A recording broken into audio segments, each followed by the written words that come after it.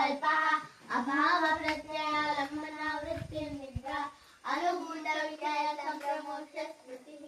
अभ्यास वैराग्याभ्यन्त निरोधः तत्र स्थितो यत्नोऽभ्यासः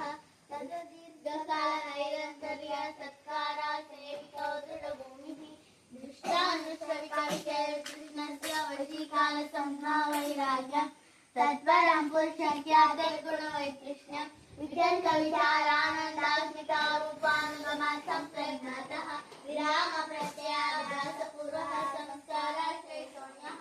भव